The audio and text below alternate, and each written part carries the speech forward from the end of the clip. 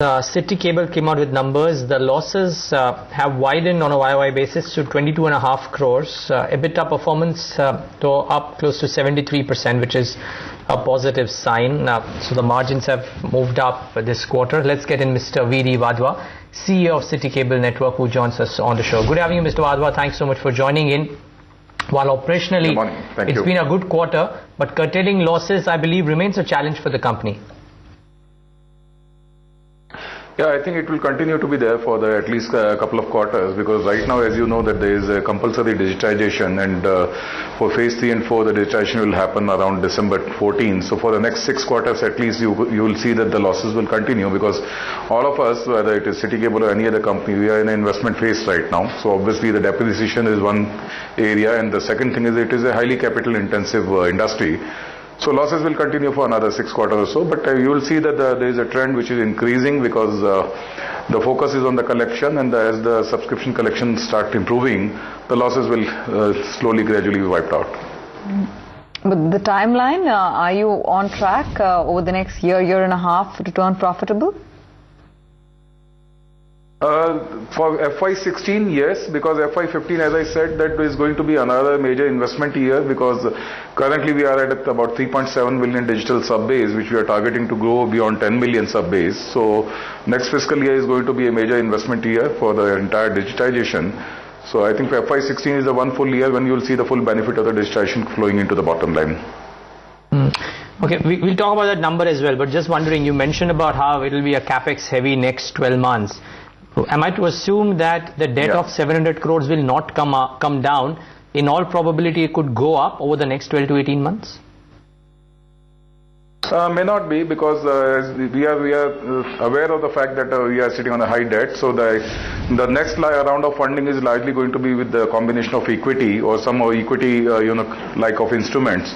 So that the overall debt equity portion, because I think we believe that if we manage somewhere between 3 to 1 debt equity ratio by the time we finish the entire funding.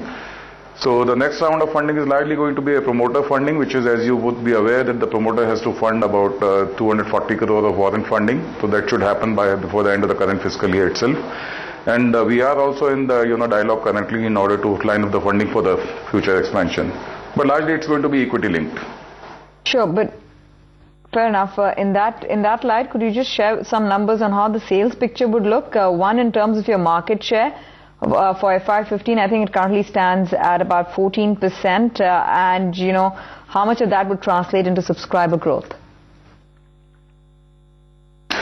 See, we are currently the analog sub base has about 10 million sub base. So currently we are right now not talking of the increasing the market share. We are in the process of converting our analog sub base into the digital sub base, because phase 3 and 4 we have to see the commercial viability of this, because the entire phase 4 is not necessarily going to result into the better profitability for the business.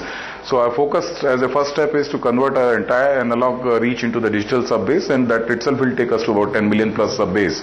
And then at that stage, I think we'll take a call on that issue, that whether it makes sense, commercial sense, because by that time we'll have a much better understanding of what are the ARPUs in the phase 4 markets and how the overall monetization of the business is happening. And then we are right now focusing more on the quality subscriber rather than going into the expansion in terms of the number of STBs. So we intend to maintain our current market share, and I think closer to the digitization date, which is December 14, we'll take a future call. You had mentioned, I believe, in the past that you're in talks with foreign players for a stake sale. Could something like that happen over the next couple of quarters? The talks are still on, but the issue is that obviously, as you know, that we are grossly undervalued at the current share prices compared to any other MSO in the marketplace. So we don't believe that the timing is correct right now for any further funding or bringing in any strategic investor at these valuations. So as and when the timing is appropriate, and I think we believe that currently we are self-sufficient from the funding point of view, because once the promoter funding comes in, that will take us through for at least next 2 quarters or so. So I think then closer to somewhere in the middle of the next year, we'll take a future call on that. Currently 18.95 for a SITI Cable. Well, we wish you all the best for that, Mr. Wadhwa. Thanks so much for taking the time out, and all the best for the quarters ahead as well. That's the management of SITI Cable speaking about their numbers, 18.5 to 19. So it's pretty much stayed at these levels. The losses are widened, but the management confident of an improved showing 12 months down.